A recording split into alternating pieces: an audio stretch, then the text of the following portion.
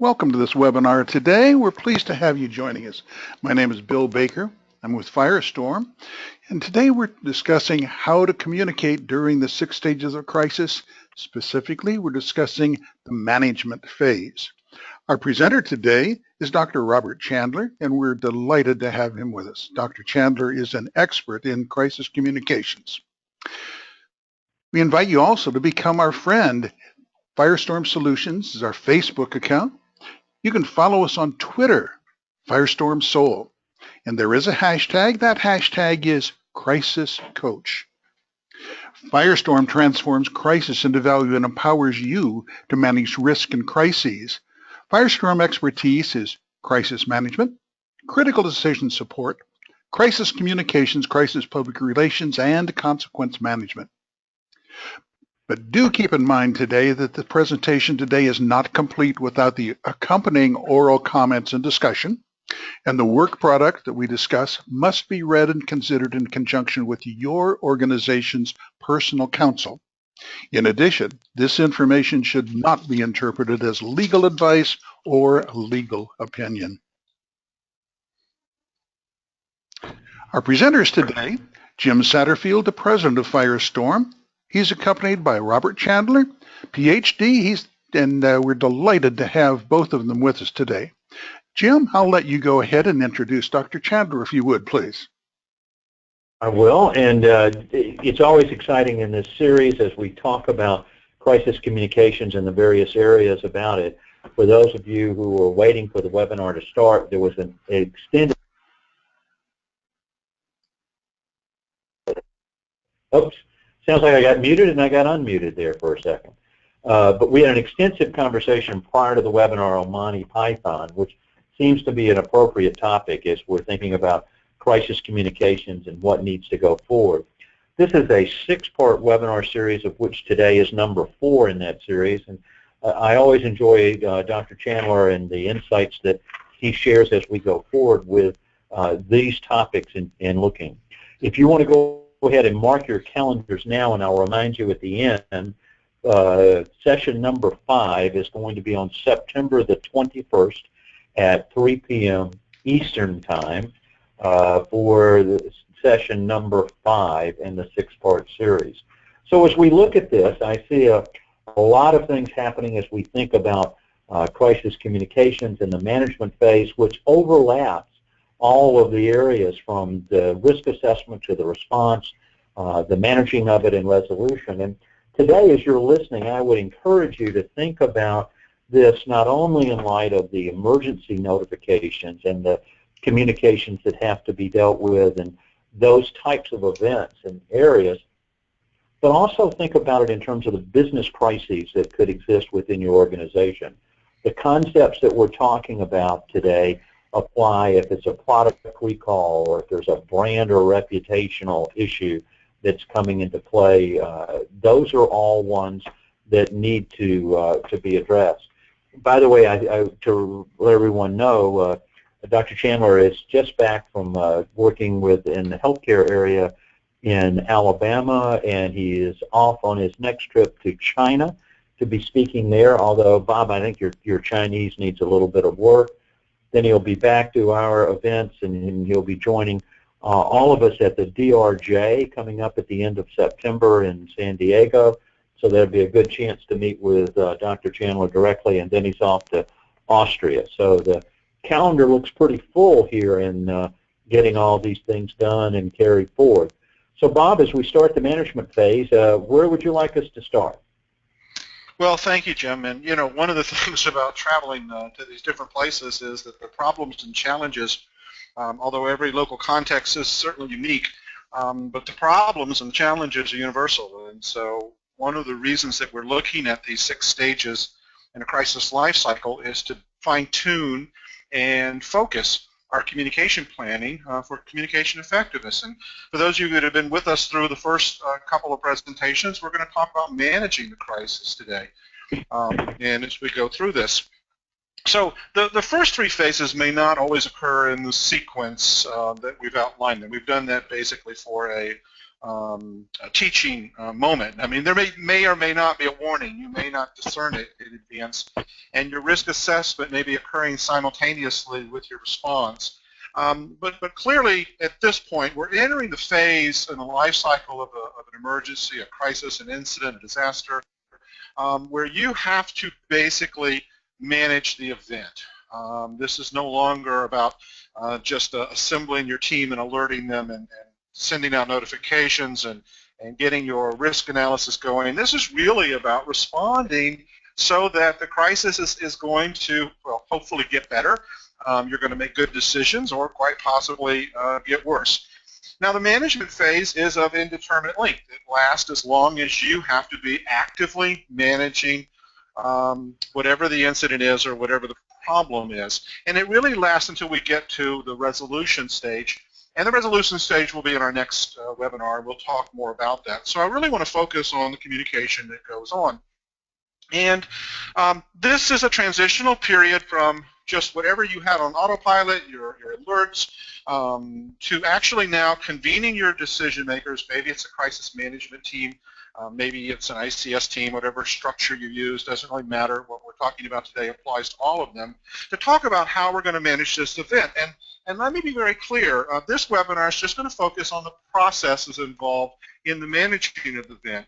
The specific communication strategies and tactics for specific challenges or specific types or categories of events would have to be folded into this. And I'm not going to talk about the difference between trying to handle a fire in your institution or a product safety or product safety recall and who you have to communicate with and how you do it. Those are really separate webinars.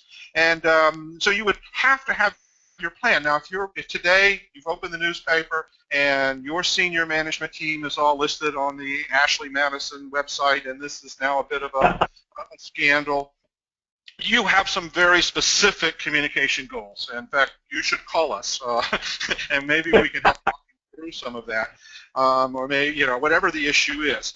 So I'm not trying to teach in this, but I want you to know it should fit like a glove into this particular stage, all of your strategies and tactics for managing each of these events. And clearly, they would be different. I'm not suggesting that every event is managed by making the same phone calls or sending out the same message or whatever. It is, however, that these are common types of functions that have to occur during the management phase. So I hope that's really clear.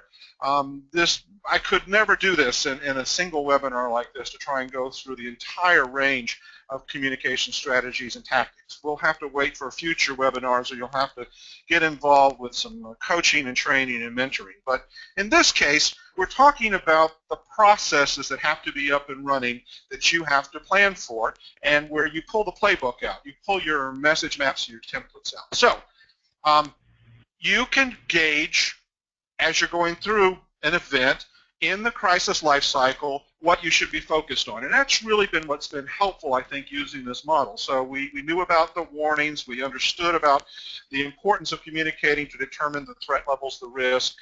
We even knew about launching our knee-jerk response, our automatic response. But now we're getting into this particular context of, so we've got this event. So we've got we've been alerted. Our product's involved or suspected involved, or there is a rumor of a gas leak, and all of these things would go into it. So we have a rumor of a gas leak, we activate and evacuate people, and then suddenly our Motel 6 blows up. And so now we've got an event to manage, and this is really what we're talking about. And basically, if you handle it well, things move quickly and promptly towards resolution. If you don't handle it well, not only can the crisis perpetuate, but you can actually have, it's just like the multiple universe theory, you can actually spawn multiple crises. So what was originally a operational issue now has become a product safety issue, which has become a marketing and reputation issue, which has become a consumer hazard issue, which has become a regulatory issue. And so if you're not really on top of this, these things have a way of mutating, and then then you have the social media, a firestorm goes on behind it, and so now you're actually dealing with more than one particular type of crisis. You have multiple ones, and so one of the things we do is we try to get on top of this, get ahead of it, and that we're able to track multiple ones. We're just getting started with the hurricane season. I don't know if any of you have been following the forecast maps, but Danny is, I think, coming towards the northern Leeward Islands today. There's 2 more systems behind Danny. If you have a really bad convergence of hurricanes, is you have 3 or 4 or 5 of them at the same time bouncing around. But that certainly is very common in a crisis. It's not just one-dimensional. It's never one thing, because even the decisions you make to evacuate or not evacuate all have the potential of being something that becomes a thing under scrutiny. So if you're a school or a healthcare facility, if you're a nursing home, you know, the decision is monumental about whether or not to get people outside of the building or stay in the building, and depending on the type of hazard. And then once you get them outside the building, where do you take them and how do you get them there? Every decision you make has the potential in it to create and spawn this additional issue. And so we have deepening layers of complexity in these different types of situations, and we have to be able to manage them. Jim, roll forward on us here. I did. Should be there. By the way, Bob, I was thinking as you were talking about that this crisis could roll into another crisis, into another. Bob, it'd be okay for them to have several so they could call you in to come and help, I would think. Well, I don't think it's never okay, but I am glad that we're able to try and help folks with it. I don't wish these things on anybody, but you know, the reality is, and we say this and everybody ignores me, but it's not a question of if you're going to find yourself in a crisis. It's simply a question of when it's going to happen and which one will be the kickoff and what will be the progeny of that particular one for other types of crisis. And that's kind of why we're in this business, I think, to try to be helpful for people. But we don't wish it on anybody. And Bob, I guess one of the things to jump in just for a second to talk about, the kind of conversation that we're having now and talking about this is the kind of conversation that I'd recommend to everyone on the call to have within their crisis management team. Have this conversation about these 6 phases, about these 6 stages as they come together, and about how these things could escalate and carry forward. And I know Bob was focused just last week in the healthcare area and looking at dealing with an emergency in that space, but it certainly has applications across all industries, and bringing in somebody from the outside to facilitate those discussions certainly would have value. So, Bob, I'll throw it back and let you talk about this management phase. Well, no, and I agree, and I think it's just due diligence. I mean, you know, my 6 stages, I mean, if you have 5 stages or 23 stages or whatever, I don't care. The point of it is to understand that these things are a life cycle, and when you say, oh, we're prepared for it, my first question is, well, you prepared for this part of it, this part of it, this part of it? And so I think that's very valuable. I think if somebody out there memorizes my 6 stages and can pass a quiz, that's lovely. When I teach in the classroom, that's lovely. I love people to pass the quizzes. But what really matters is that you use this to help guide your discussion and planning. This should cause you to ask questions. So in this particular stage of the crisis, how, and in all of the different scenarios I just mentioned, whichever one you're having to pull out the roadmap for, so if you've got a product issue, if you've got a chemical leak, if you have an active shooter, right, whatever it is, and you pull out your hazards map, you pull out your management plan for it, you have got to be prepared for every single dimension of it. How are you going to reach people? How are you going to reach people who are in harm's way? If you've got a product issue, how do you get in touch with them? Say, well, we'll call the local radio station. Well, that may or may not be a viable part of the response. You know, if you have a supplier issue, a problem with your materials coming in, you know, contacting vendors, stopping the supply chain hiccups. What about regulators? Where do they fit? Are you prepared? Do you have contact lists for media? Do you have who's monitoring social media? Boy, in this day and age, all of these are important. And so one of the things when you manage it, here's the questions I want you to ask yourself. What needs to be done? Who's responsible for doing it? What resources are needed to accomplish this? and what are our best options now as you progress through it. And I ought to be able to come in and talk, and that's where maybe an outside facilitator is helpful, and just look around the room. You say, well, what would you do then? And I'm going to ask, say, what is it you're doing? What needs to be done? Who's responsible? And by the way, do they know they're responsible? Or are they equipped to do it? Do they know how to do it? So many sub-questions emerge. I love playing that game. And then finally, what tools do they need? What resources? What do they need? People? Do they need technology? Do they need space? Do they need information? You could go on with that game for a while. And finally, let's go back to the drawing board. Given now that you've implemented that, what's our best options available now? And I really think that I recognize that every situation's a little different. If if somebody's made an assertion about a product, or if I have a reputation scandal going on, or if there's a fire or hurricanes carrying everything down. Obviously some of these things are different, but the point of it is when you plan for it, when you plan to both manage the event and communicate, this is a useful exercise to tell me how, whatever your plan is, how are you going to implement it? How do people find out? And how do they find out when they're out of touch, when they're out of pocket, when the cell phones will never stop working and the internet is forever, and we'll never lose our ability to send and receive email. But the reality is you're going to get a lot of curveballs thrown your way. And so how are you going to manage this event? What is your plan? And in specific, because I'm interested in it, how's your communication plan? We talk about communication as a subset of managing these events, and of course my bias I want to be very upfront with. I don't know how you manage the events without communication. It's not a subset from how I see it. If you can't contact your response, if you can't coordinate it, if you cannot have a command and control mechanism, then to me you don't have a response. And so I'm asking you, tell me how you're going to implement whatever your particular plan is for this event and how you're going to communicate that, to me, are fundamental questions, not auxiliary questions. So basically, you implement your plan and it's working well, and you've done advanced planning, and I always use kind of a navigational chart metaphor. You mapped out your course, you plotted your course before anything happened, and you made the right adjustments, and so things will either start getting better, these things will start working, and by the way, you need a metric. One of the things I would ask you if I was on site with you is, show me, how do you know? You say, oh, well, this is going to work. Okay, tell me during the event how you're going to get feedback and monitor it. I'm a big believer in embedded metrics. You need to be able to assess the effectiveness of what you've chosen to do. And I know you're an expert and say, well, Bob, I just told you it works and therefore it does, but I think data is important. And so I want to know what standard, how are you judging that? How are you measuring your handling of it? Or vice versa.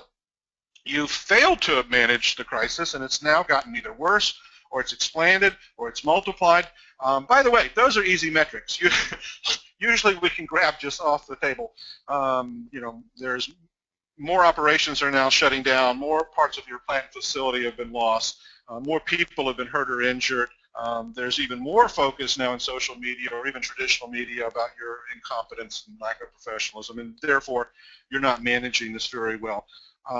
That's really the fundamental thing here. Now, the thing people say, well, Bob, how long does this go on? But it really varies by the crisis. Some events are really compressed in an hour or two.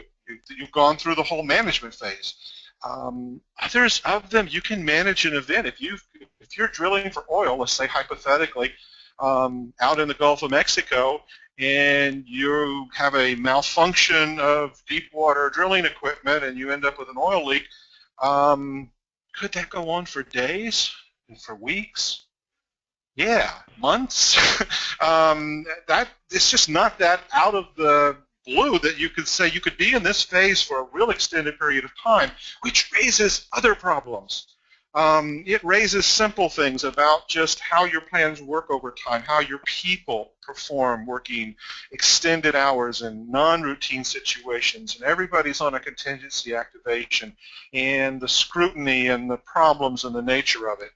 I think that you have to be capable in the management phase of running all aspects of your management plan, and running them even if they're demanding that you multitask and juggle many things. I do believe you have to assign responsibilities and roles. one of the questions I love to ask groups I work with is, say, tell me who's in charge of that. People say, oh, well, such and such would happen. And then I look around the room. Who's here that's responsible to ensure it happens? And sometimes somebody raises their hand. Occasionally everyone looks at somebody and they sheepishly go, am I supposed to raise my hand? And then sometimes the room just sits there silently, like, well, somebody will do it. Well, somebody is a weak answer. And so one of the things you have to do is that you have to have a comprehensive, very interactive, and very specific set of responsibilities. What needs to be done, who's responsible for doing it, what resources do they need, and now that we've taken that step, what's the next best option given the available changes in circumstances? And this covers all of the functions and needs and objectives and all of the audiences and all of the communication modalities. And depending which roadmap you've plugged in to run, you can basically, you've got to ensure that you do. I usually talk. People say, well, Bob, what all, cut across all the different types of things. I borrowed this from NIMS. This doesn't necessarily mean that it has to be a national incident management system event. You don't have to run ICS. That's not the point of this. I grabbed this to answer the question I'm frequently asked about, so what is it that we have to do for all of these things? Well, one of them is you have to have information. So one of the questions I'm going to push you on is, how do you know this? Where are you getting your reports from? Do you have a way to assess how many products were shipped with that shipment with that particular product number on it, and where did they go, and how many stores have they been in, and what's been sold, et cetera. Where are you getting your information? What's your intelligence network?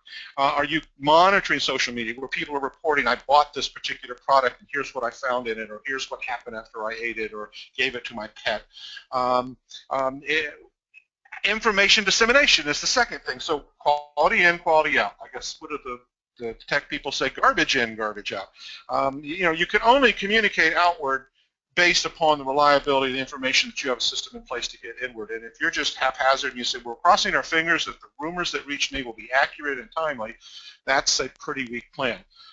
So information dissemination. How do you get the word back out? How are you notifying people about the event?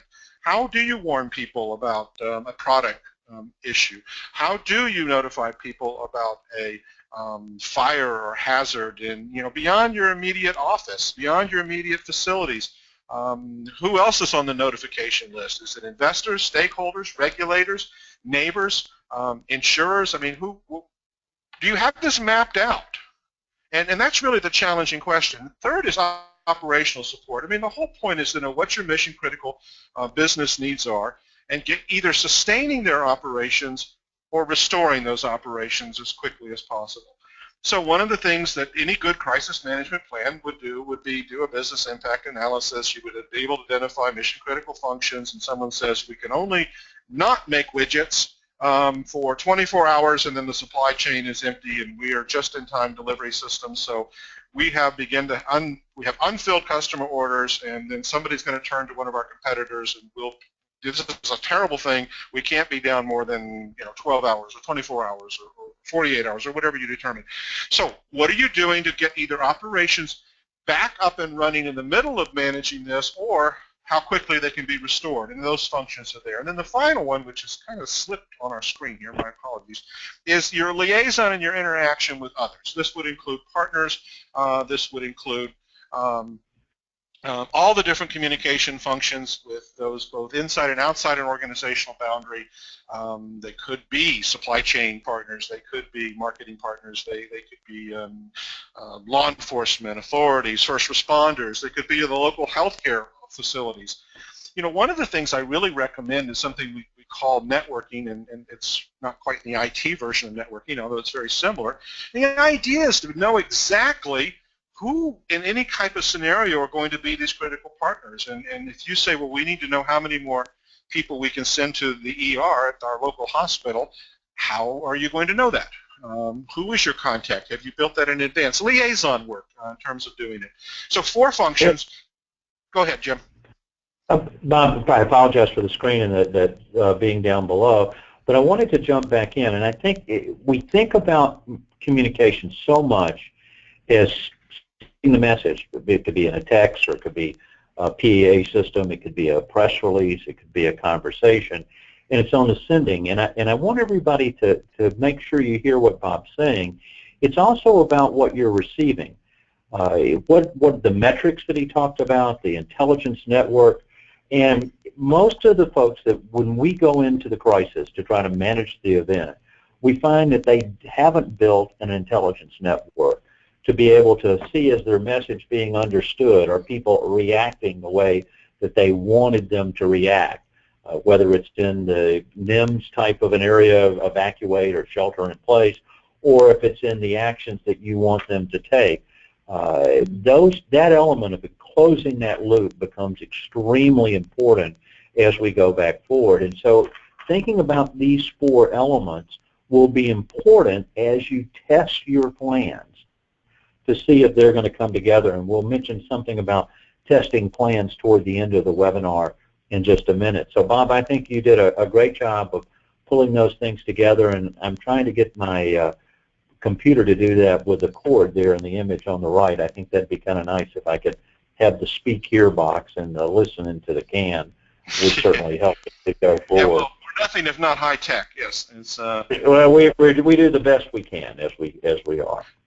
So let me just give you just some little bumper stickers. You know, there is no effective response without effective communication. I don't even conceptualize theoretically how you have an effective response if you have ineffective communication, because communication is it's the heart, the soul, the lifeblood, whatever metaphor you want, and it's the #1 problem. When I've participated now in actually 3 or 4 different surveys of Act for Action reviews, and you know what's #1 across all of the different surveys that people mention as problems we had? They're communication failures. You didn't tell me. I didn't know. When were you going to let us know? I misunderstood. No, you said something different. Why didn't we notify those people? Those are the #1 thing mentioned. And to me, if I were looking to improve overall crisis management response, I would focus on making us more effective communication. I would look for both depth and scale and scope to improve in communication and treat it seriously. I can't tell you how many after-action reviews I've been in, and actually where the formal review process doesn't even look and debrief on communication, but yet it still comes up as #1. You can have the most brilliant plan in a beautiful notebook, leather-bound, and put up on your shelf in your office, and you know what? It doesn't mean a thing if there's no communication behind it to coordinate it, to control it, to implement it. And frankly, if you could have the most brilliant decisions possible, and if you can't communicate it effectively or nobody understands it, then you might as well not have made such a wonderful, brilliant breakthrough. You can cure cancer in your lab, but if you can't explain it to anybody else, I don't know what good you've done. Communication really is the testing ground for effectiveness. And communication is so fragile. I mean, there's so much going on out there in terms of psychological noise. There's so much going on in terms of bias, perceptions. People are so limited in their ability. And sometimes I think we labor under the assumption we're all these wonderful thinking machines, and we catch every word and we understand every nuance, and we can fill in the blanks accurately, and in fact that's not true. With people it becomes very much problematic for how we communicate and how we interact. All right, Jim, move us forward here before I take too much time. No, you're doing great. Okay, we're on time, good. So basically, one other thing I want to do is just talk about processes during this management phase. And surely by now you've picked up the hint. We're trying to create processes to help us manage a particular event. Not teaching you the scale or the schema for a particular event, but just the processes. So how are you verifying both the situation and information? How are you updating it? Where's that coming from? And what's the accuracy of it? What's the timeliness of it? What's the validity? You can't work from assumptions or presumptions. You really need to have this mapped out, and you need to have everybody on the same page. You know, one of the exercises I love to do is pull a team together, and I get people on the team, and I basically tell them they can't talk, they can't cheat. I ask people what other people's jobs are during these events. Why do I like to do that? Well, one, it puts them on the spot, but that's good for training. But you know why? I mean, I love to do that because this works really better when you understand not only your role, but you understand other people's role. Imagine a surgical team or a sports team, if you will. Sports, that's a great metaphor. I always use sports. It works with anything, but you understand how much more effective you are when you understand all of the movement on the playbook. So if I'm diagramming out a football play, it's nice to know I'm supposed to pull back and move to the left and go down and block the defensive end, but it helps me to know who's coming to cover the gap that I've left, who's filling in, and if there's a split coverage or whatever might be happening. Well, the same thing is true with the crisis management phase. The more you understand not only your role but others' roles, the more you can fill in the gap, and that way you can make sure they get the information they need, the tools, the technology, the resources, whatever it might be. And I really think that you cannot just assume that we all know what other people are doing or what they need. In fact, the most common answer I get in the exercise is that what you do? I had no idea that's what you do. I thought you just sat around all day. I think you have to coordinate with all your people. This is getting everybody to follow the same play, the same playbook. Obviously, the difference between a well-run sports play or surgical team maneuver versus a Three Stooges or Keystone Cops episode is probably the best mental image I can give you between the people who coordinate everybody well and those who don't. Of course, I have to tell you, this is the phase, by the way, the management phase is when you activate your media and public information plan.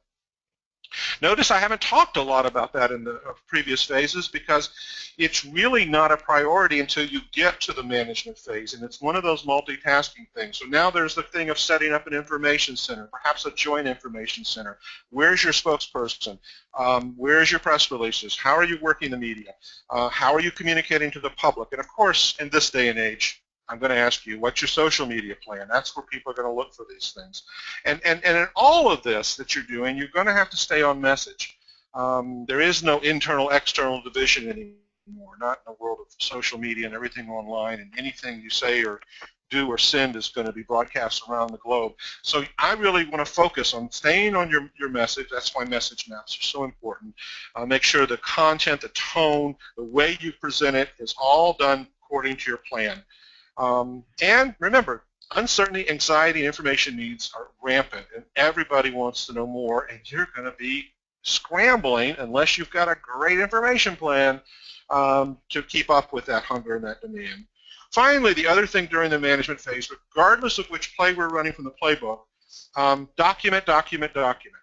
And what I have come out of all of these sessions that I've been debriefing is that everybody wants to know, when did you know it? What did you do? Why did you do it? Why did you say this? Why did you decide this? Why didn't you do something else? You're going to have to document what you did. And I always say you're going to be asked the why questions. So you can either start working on the answer to the why questions now.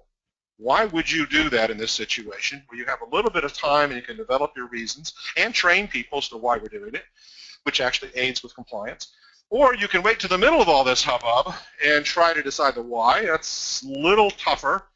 You're a little bit more under stress and pressure, and it's a little tougher to explain why we're doing this, but hopefully it'll get answered there. Or finally, you can wait for the reporter or the investigation or the review panel, and they're going to ask the same questions. What did you know when you know it, and why did you do this? Why didn't you do something else? And so I think being prepared for that is really very much important for the manager's phase. Message during the crisis management phase, this is our period of highest stress. When we measure high stress and hyper stress, typically the highest periods will come during the crisis management phase, a little bit in the response phase. They kind of, a couple of them swap spots there, but this is a very stressful time. This is when people are scrambling for information. All of my models, if you use the Chandler method for your communication, this is when you use DA4, danger action. This is 3330. 16.6. It's everything. If you've ever followed if you follow my book or if you follow anything, this is when you want to, but you're beginning with the response phase and the management phase.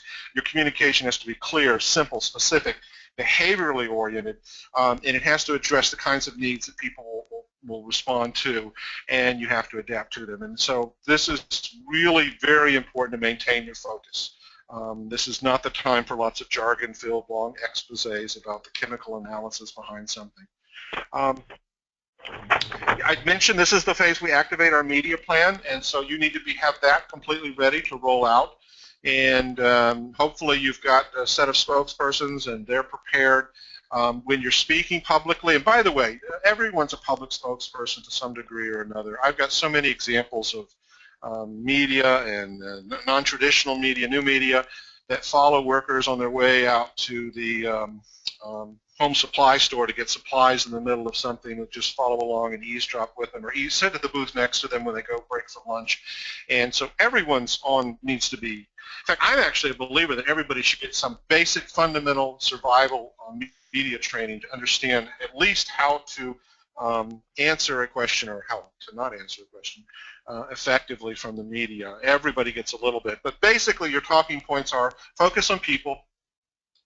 I mean, genuine compassion and concern is always good, no matter what's happened, whether it's a product recall, whether it's a fire, whether it's a shooter, whether it's a tornado, chemical spill, hazmat, pandemic. Concern for people.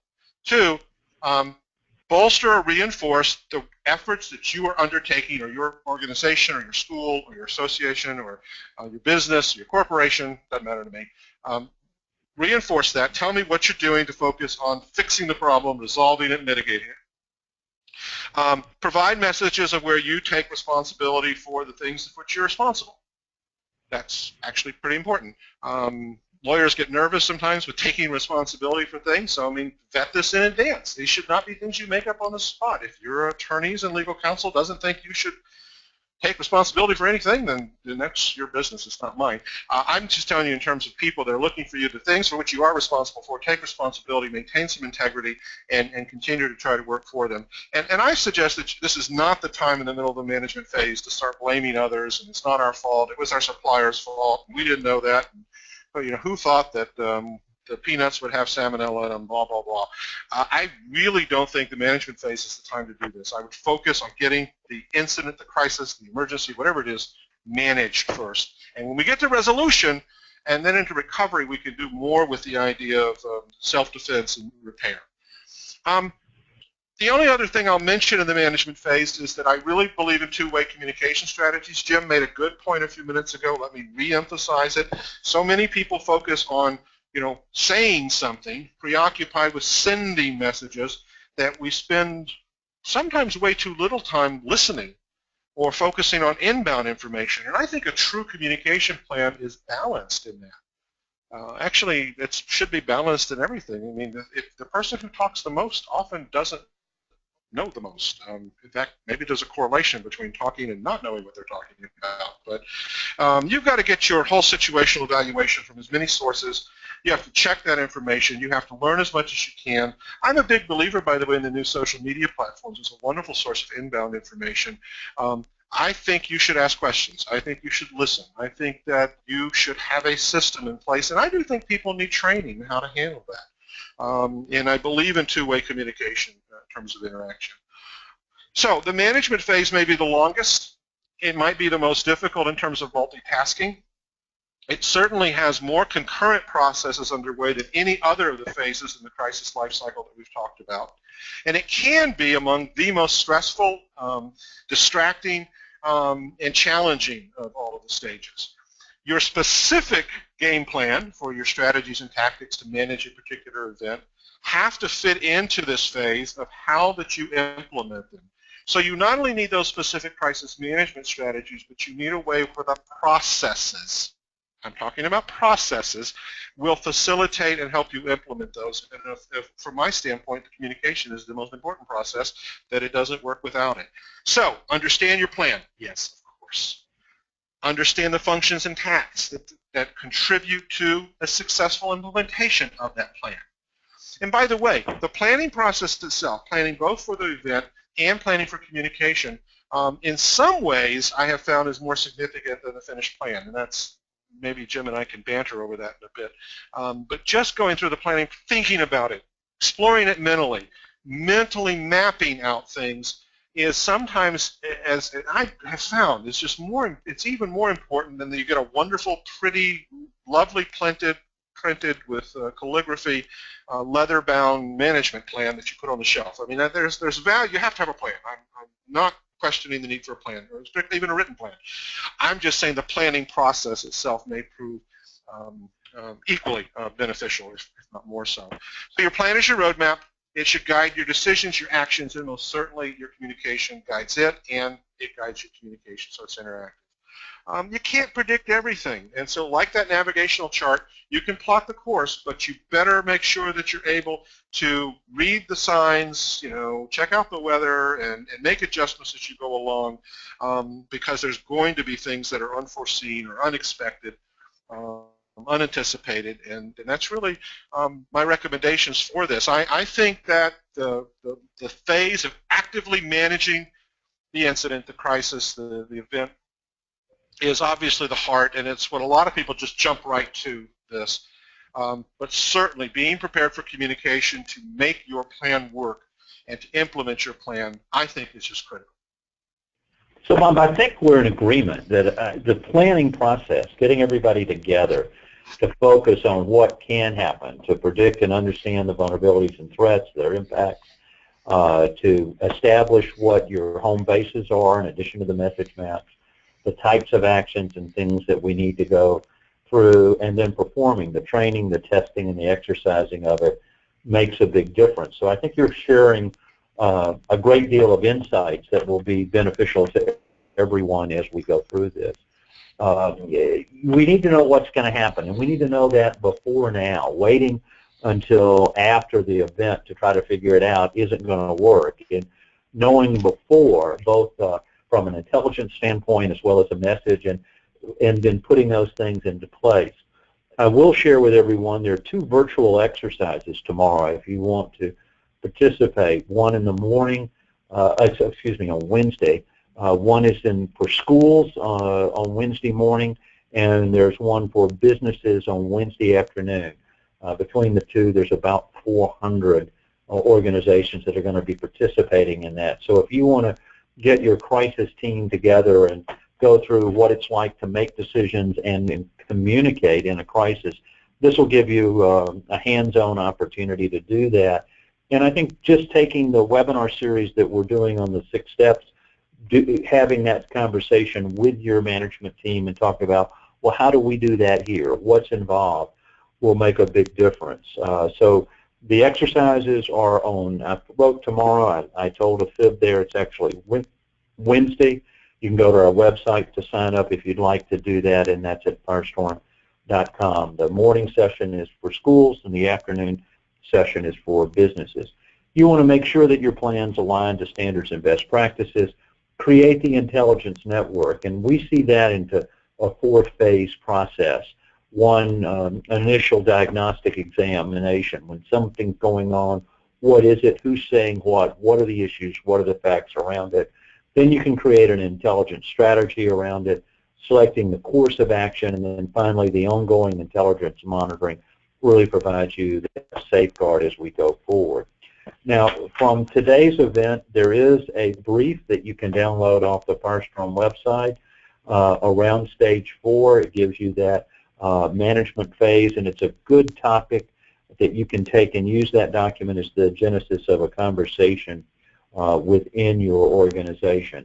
So there's a lot to learn as you think about crisis communications, and I think, Bob, the recommendations and the two-way aspect that you shared on this certainly is 100% on target as we see those elements coming into play. If you'd like to ask more about that paper as you've had a chance to review it, we're going to try to. We couldn't field all the questions that came in today in our session, but we're going to try to reach out to everyone on the call today. If you have a question or a comment and you'd like to share that with Bob, you can contact us at firestorm.com, or you can send us an email at webinars@firestorm.com, or pick up the phone and give us a call so that we can come back together. There will be a series of events that you can participate in with your team to learn more about these areas, or if you're going to the DRJ at the end of September in San Diego, stop by the Firestorm booth. We'll be there, Bob will be there, and we'd be glad to talk about what are your communications challenges and what you need to know. One thing that will be sure is all of us will see something on the news tomorrow that's going to be a crisis. What's said in that will make a big difference. So, Bob, as we wrap up for today, any last piece of advice you want to share with everyone? Well, I think my advice just goes back to fundamentals. I think communication matters, and if you're going to communicate well, it's like anything. If you've rehearsed it, if you've tested it, if you spent time focused on it, at the very least, if you just think about it more and actually have someone come in with a structured approach to it, it should be able to help you be more effective communicating, and I believe that makes you more effective at managing events. And I think you're 100% right. So if we don't speak before you head to China, have safe travels, and please bring us back some interesting stories from China as the process continues to unfold. The next webinar is on September the 21st with Dr. Chandler, and that will be the 5th stage, and we'll wrap this 6-part series up in October. So thanks everyone for your time today. Good luck, and may your week be uneventful. Thank you all. Goodbye.